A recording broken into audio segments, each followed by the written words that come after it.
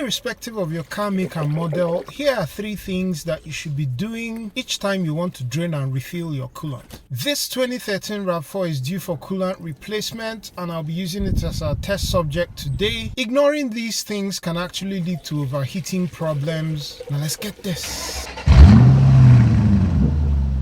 Most cars require you to replace the coolant every 5 years or so, but the first thing you should do, and it's something that's often omitted by most people, is to do a thorough inspection of the cooling system for leaks. So let me show you my process on this 2013 RAV4, but like I said, this will apply to most makes and models. There are a couple of critical areas I recommend you look at and search for leaks. The first is going to be the water pump, and for me this was a good call. There's some wetness in this area which is going to be coolant. I did go ahead to replace this water pump, but that would be the subject of another video. Be sure to subscribe if you don't want to miss that. Another area to inspect for leaks are coolant hoses. Always check the big radiator hoses. The thermostat housing is also another area that you can check, but as you can see on this car, it's bone dry. However, I was able to identify a second leak on the lower radiator hose, which sits just above the petcock valve for the radiator. You can see there's some red fluid collection here. You can also see some seepage and crusting at the end of this hose, which is coolant. This is an easy fix and I'm going to show you how I did it after I drained the coolant. Now the funny thing is that none of these leaks drop down to the floor, so always invest in inspection before draining the coolant. The reason you want to do the inspection before draining the coolant is so that you don't confuse any leaks with splashes that came from draining the coolant. I unscrewed the petcock valve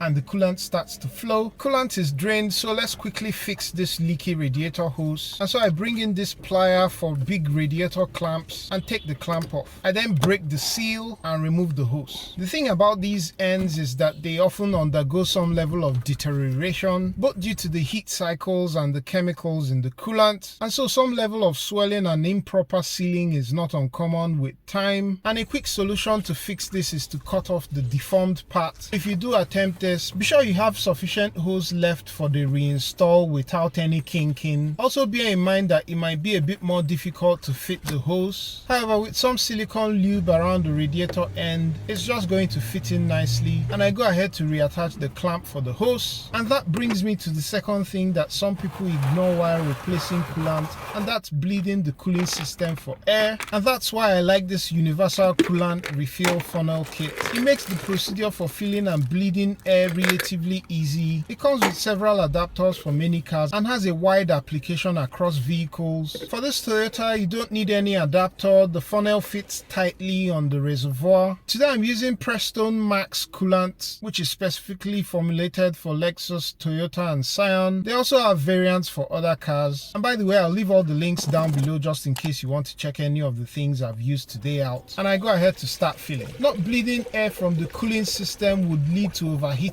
issues. Your AC is not also going to operate optimally, and you're going to notice that heating from the car vents is going to be deficient or non-existent due to the air that's trapped in the heater core. Manufacturers usually state their air bleeding procedures, but generally with this funnel kit, what you have to do after you've filled up the radiator or reservoir and it's not taking any more and not decreasing either, is to leave the funnel kit attached. If the radiator on your car can be refilled directly, you want to have some coolant in this funnel kit so that coolant takes the place of any air that's burped. Start the car, turn the heating on the climate control to max. You don't need the AC to be on, but set the fan to be pushing some air. And then run the car until it gets to operating temperature and the cooling fan comes on twice. To hasten the time it takes to get to operating temperature, you can hold the RPM at 3000. Now all this while, you're going to be looking at the level of coolant in the reservoir, and if you look here, you can see some air coming out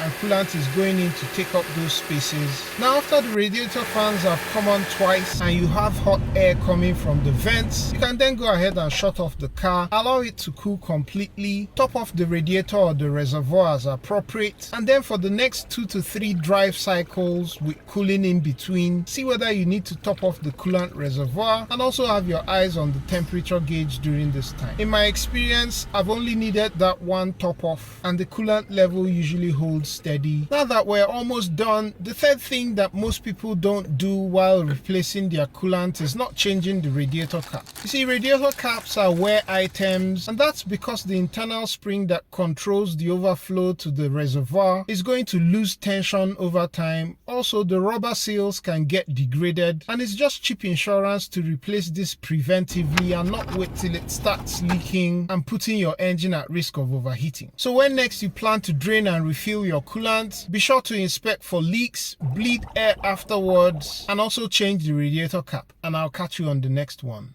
Peace!